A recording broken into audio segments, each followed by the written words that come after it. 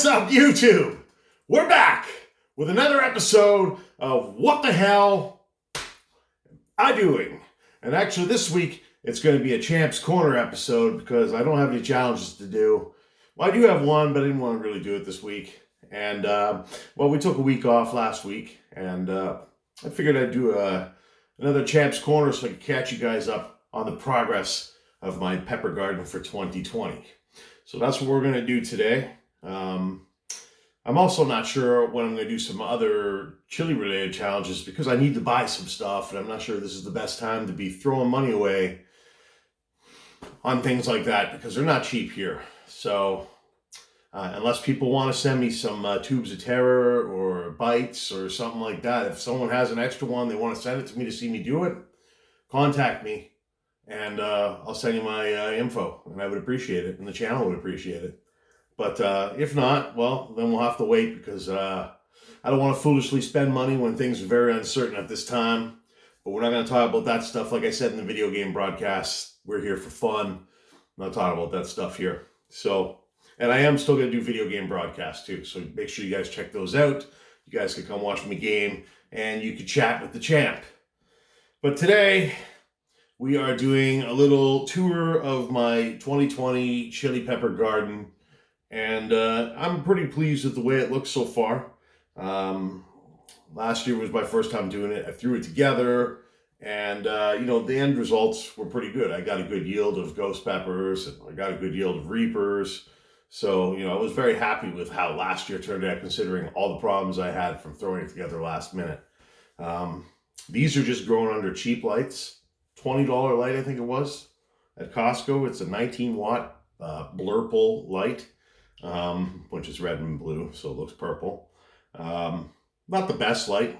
Doesn't penetrate well, I don't think. But for growing these, it seems to do well. I germinated these on wet paper towel, and I've grown them from that stage. And as you can see, we got various different heights and sizes now. This is the oldest plant here. It's one of the largest. This one germinated, I think, in 4 days.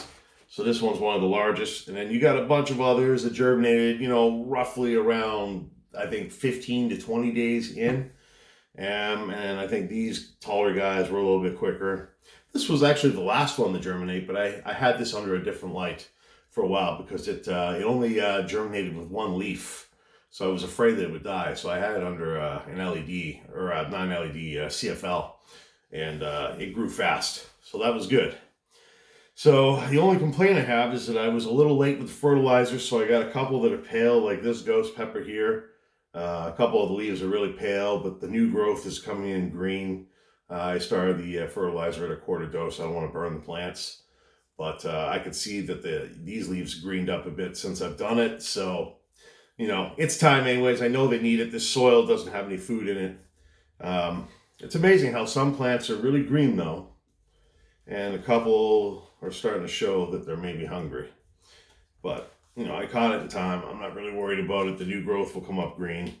These ones are just starting to get pale. So the next feeding, the fertilizer will be increased. And I expect these to start growing even faster. And of course, there'll be more green and everything else. So I'm going to show you guys what's here real quick. But before I do, make sure you click the subscribe button. Make sure you hit the thumbs up. And make sure you comment. If you're growing peppers, tell me what you're growing. If you're curious how to grow things, you can ask, and I'll tell you what I did. I'll try not to complicate things because I did this as a beginner, and there's a lot of things out there that can confuse you or put a lot of doubt in your process of what you're doing. And, after doing it once, I think I realized there's things you got to look for that are bad, but otherwise don't panic. Things take time. So, yeah. This is what we got here. And here's a picture here. This is this stuff downstairs in my grow room, quote unquote, grow room. So as you can see, they're under the purple light. So everything looks different under the purple light. But that's where they sit all day. I have that light running 24/7. I don't think it hurts them to do that. If anything, I think it helps them grow a little bit quicker. I want these to be as mature as they can be when they go outside late May. That's what we do in Canada. About late May, and the May 2-4 weekend is usually when it's safe to put things out there and not have to worry about frost for sure. So, you know, the goal here is to get them out there for them, but I want them to be mature because I want peppers earlier, and I want that second harvest to come off of them.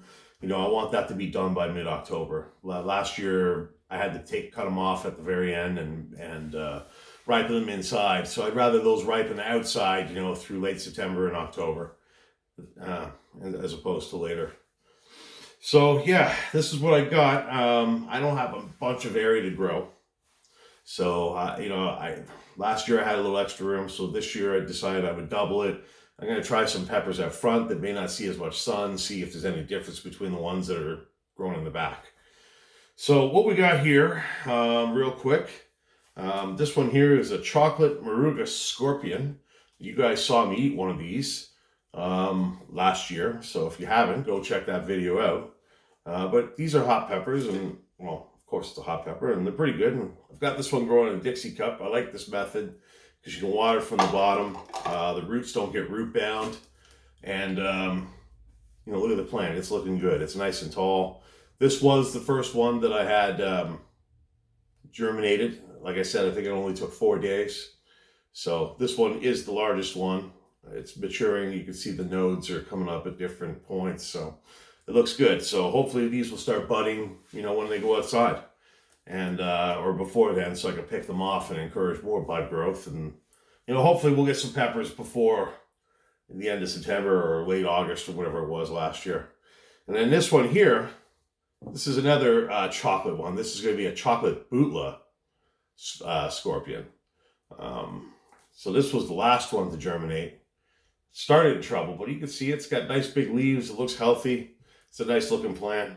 So that's what we got there. So we got 2 chocolate ones. I don't want to have too many chocolate because sometimes the chocolates can be floral. Although in my experience they haven't, but that's what I hear. So I you know, I don't want to get stuck with stuff I don't like. But these ones I did enjoy, so I'm glad that they germinated.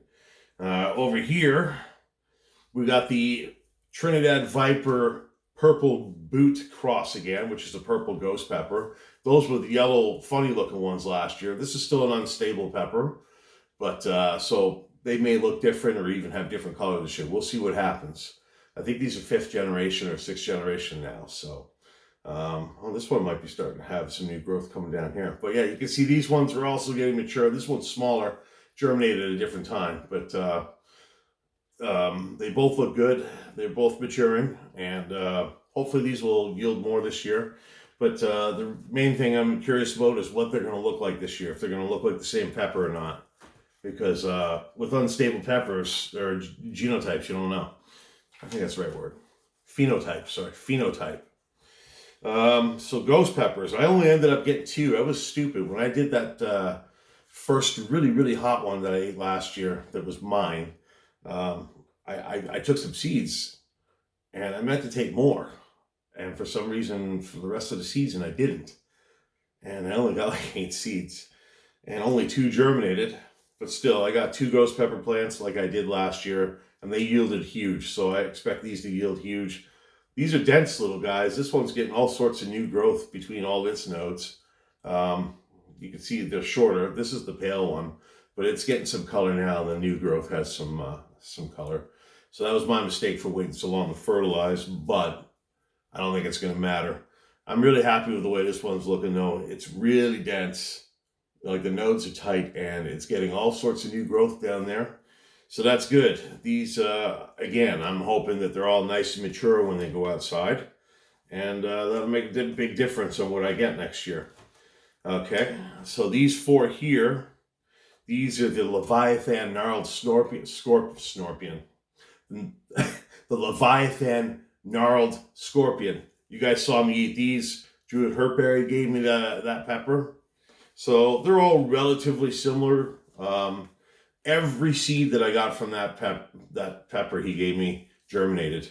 Every single one. That was the only pepper where every seed germinated. All the other ones, you know, I had a certain percentage until I knew what I wanted, and I threw the rest away. Some didn't even germinate. The yellow scorpion didn't germinate. But the Leviathan, I was 100% on germinating those seeds. Obviously, I didn't keep them all because 4 is probably too many. So these 3 are pretty equal in size, which is strange because I think they're all, even this one, I think they all came from like the same week, if I remember correctly. But okay, I just don't want to damage the leaves. That's why I'm being careful here. But this one here, yeah, this is the best looking one. This might be, well, it's, I've got 2 really big ones. This might have the best color, so it might be the best looking of the large plants right now.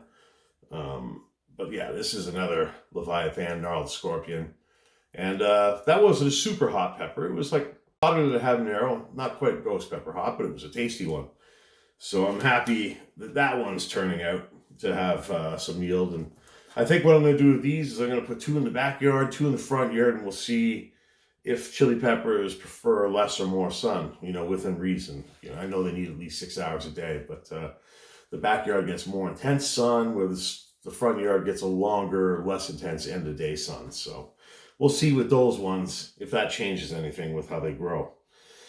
And then the last ones I have are my reapers. I've got 5 reaper plants this year, so I'm happy about that. The reapers don't yield as much as the ghosts, so this year hopefully I'll get a lot of reapers. They're all fairly equal in size, as you can see. They're they're not standing up out of the pots too much. These came later in the game, but yeah, they're all pretty equal in height. And they all look pretty similar from above.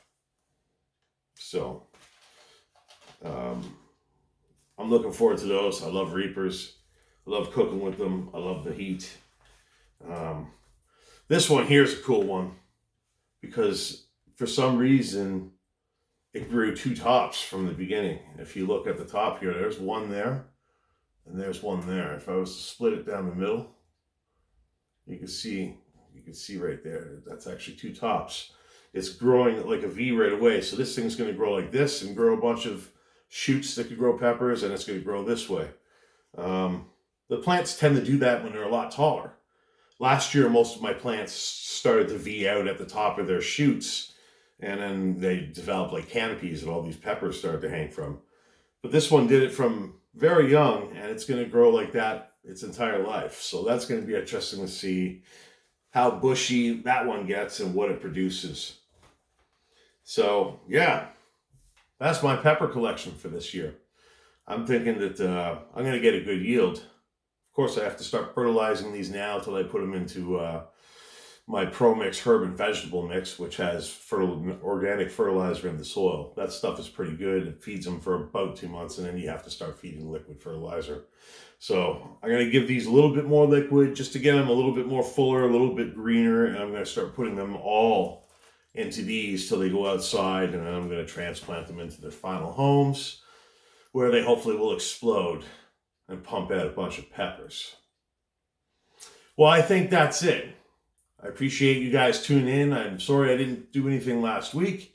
Make sure you check out my video game broadcasts, and you can chat with me and everybody else that's watching. And I'll do another update soon to show you guys the progress of these again. And we'll do this throughout the season so you can see what happens from now till I have a ton of peppers. I still have a ton left in my freezer from last year. So it's getting exciting.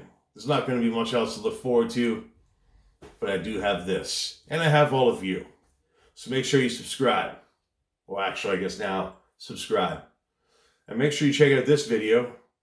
And make sure you check out this video. I think this one's going to be a review of Hertberry because that's last week's video. But check out this one too. And make sure you tune in again to check me out whether I'm live or doing some kind of challenge next. And if anybody wants to send me a tube of terror or anything, contact me. Thanks for tuning in.